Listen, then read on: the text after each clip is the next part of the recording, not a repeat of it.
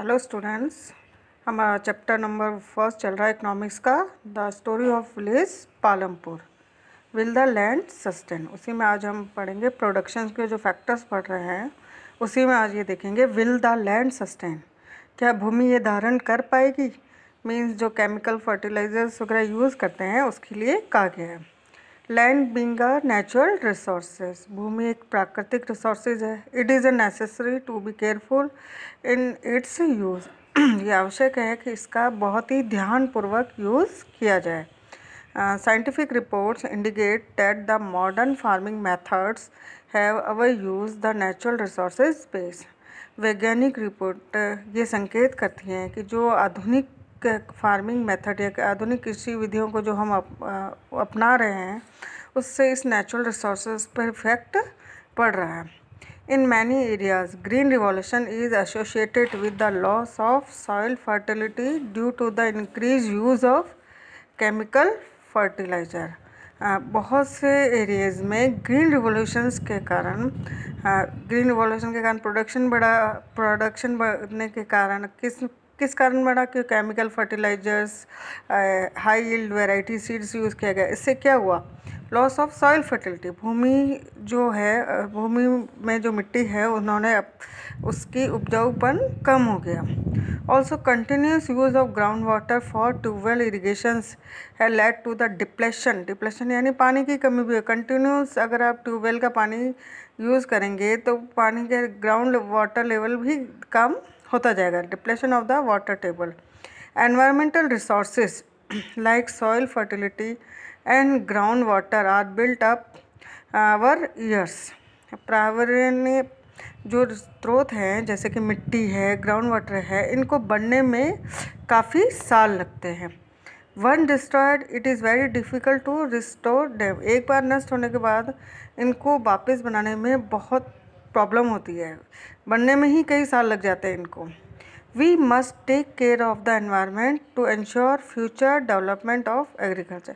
इसलिए हमें एनवायरनमेंट का ध्यान रखते हुए कृषि का विकास करना है।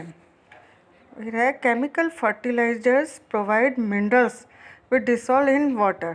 जो केमिकल फर्टिलाइजर्स हैं, जो मिनरल्स, इसके द्वारा जो मिनरल्स दिए जाते हैं जो पानी में बहुत इजी गोइंग घुल जाते हैं और प्लांट्स को भी अवेलेबल हो जाते हैं, are immediately available to plant, but these may not be retain in the soil for long. लेकिन ये मिट्टी लंबे समय तक इसको अपने पास नहीं रख सकती है, इस मिनरल्स को।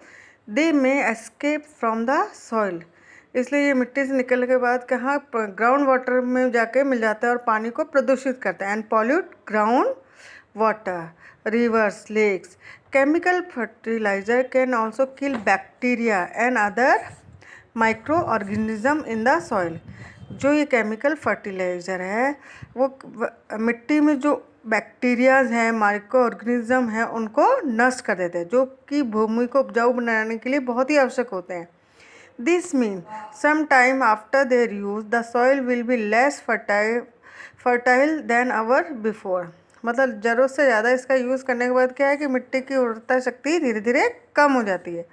The consumptions of chemical fertilizers in Punjab is the highest in the country. Chemical fertilizer का सबसे ज़्यादा उपयोग कहाँ हो रहा है? पंजाब में। The continuous use of chemical fertilizers has led to the degradations of soil health. इसका ज़्यादा यूज़ होने के कारण मिट्टी का जो उपजाऊ शक्ति है वो कम होती जा रही है। Punjab farmers are now forced to use more and more chemical fertilizer. Punjab के जो फार्मर्स हैं उनके द्वारा बहुत ज़्यादा इसका केमिकल फर्टिलाइजर का यूज़ किया जा रहा है and other input to achieve the same production level. वो प्रोडक्शन लेवल को बढ़ाने के लिए इसका यूज़ कर रहे हैं। This means cost of cultivation rising very fast, ताकि वो इसलिए यूज़ कर रहे हैं कि प्रोडक्शन जल्दी जल्दी बढ़े, लेकिन इसका नेगेटिव इफेक्ट है कि भूमि की उपजाऊ शक्ति धीरे धीरे कम हो रही है। फिर अगला फैक्टर है how is land distributed between the farmers of Palampur. Palampur में भूमि का डिस्ट्रीब्यूशंस किस प्रकार किया गया है। You must have realise how important land is for farming. ये तो हम सभी जानते हैं कि फार्मिंग के लिए क्या इम्पोर्टेंट है? Land. Unfortunately not all the people engage in agriculture have sufficient land for cultivation. लेकिन दुर्भाग्यवश बहुत से लोग जो कृषि में व्यस्त होते हैं उनके पास सफिशिएंट लैंड कल्टीवेशंस नहीं है।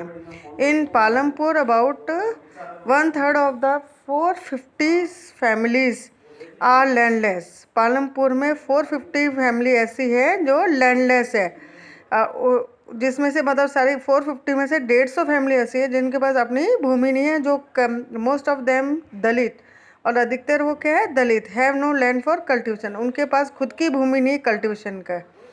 Of the remaining families who own land, जिसके और दूसरी फैमिली जिनके पास अपनी लैंड है, 240 families cultivate small plots of land. 240 family ऐसी है जिनके पास खुद के भूमि का टुकड़ा है 2 हेक्टेयर से भी कम है, less than 2 hectares in size. Cultivation of such plot does not bring adequate income to the farmer family, or cultivation of such plot does not bring adequate income to the farmer family. जो उनकी farmer family के लिए ये plot sufficient नहीं है।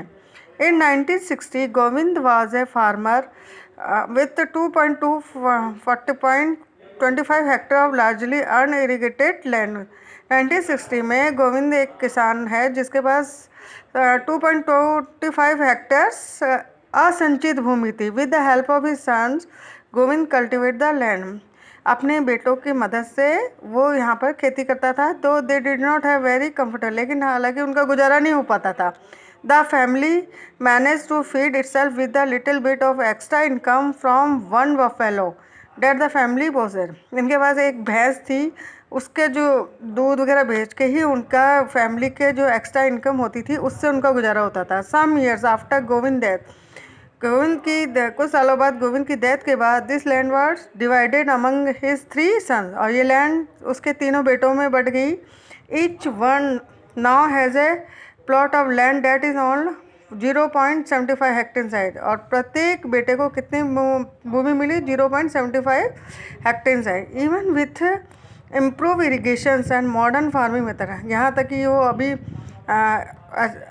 आधुनिक कृषि के द्वारा सिंचाई करते थे, फार्मिंग करते थे।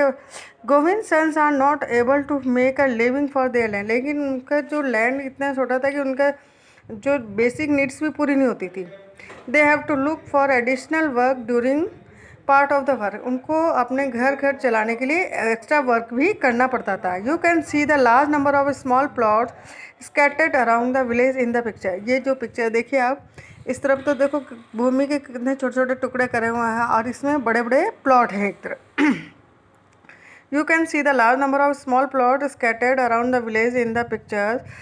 These are cultivated by small farmers. जो छोटे छोटे जो प्लॉट्स हैं उसमें स्मॉल फार्मर्स खेती करते हैं। On the other hand more than half of area of the village is covered by plot of that are quite large in size, और दूसरी तरफ जो प्लॉट है थोड़े साइज में बड़े हैं। In Palampur there are 60 families of medium and large farmer. Palampur में 60 फैमिलीज ऐसी है जो मीडियम और लार्ज फार्मर हैं। Who cultivate more than 2 hectare of land, जिनके पास 2 हेक्टेयर से ज़्यादा उपजाऊ भूमि है। A few of the large farmers have land extending over 10 hectare और मोर, और अब कुछ फार्मर ऐसे हैं जिसके पास 10 हेक्टेयर से भी अधिक भूमि है। आपको ये डेटा ऐसे ही समझना है कि समझने स्मॉल फार्मर्स है, मीडियम्स है, लार्ज फार्मर्स है। इसके अलावा ये क्वेश्चन से आपको ध्यान रखना है। Would you agree that the distribution of cultivate land is unequal in Palampur? Do you find a similar situation in India? Explain. फिर नेक्स्ट फैक्टर है हमारा who will provide the labour. अब श्रम कौन प्रदान करेगा? आफ्टर लैंड, लैंड के बाद लेबर प्रोडक्शन का मेन फैक्टर है। Labour is a next necessary factor for production. Farming requires a great deal of hard work. Farming करने के लिए हार्ड वर्क की ज़रूरत होती है। और small farmer along with their family cultivate their own field. जो छोटे किसान होते हैं अपने फैमिली के साथ अपने खेतों में काम करते हैं। Thus they provide a labour required to farming themselves. इसके अलावा वो बड़े जो किसान होते हैं मध्यम साइज़ के, उनके साथ भी उनके खेतों पर भी ये श्रम करते हैं। Medium and large farmers hire farm labour to work on their field, मतलब कि अपने जो मीडियम और लार्ज फार्मर है अपने खेतों पे काम करने के लिए इन छोटे किसानों को हायर करते हैं। Farm labourers come either from landless families और families cultivated small plot of land. जो ये लेबर्स है, फार्म लेबर्स है, कहाँ से बिलोंग करते हैं? ये लैंडलेस फैमिली से या जिनके पास बहुत ही छोटे प्लॉट होते हैं। Unlike farmers, farm labour do not have a right over the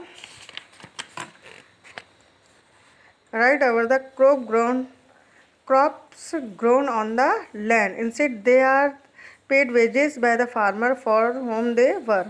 मतलब जो लैंडलेस फार्मर्स होते हैं वो दूसरे जो लार्ज फार्मर्स के वहाँ पे क्रॉप्स ग्रो करते हैं, इनके बदले उनको क्या मिलती है? मजदूरी। By the farmers home they work.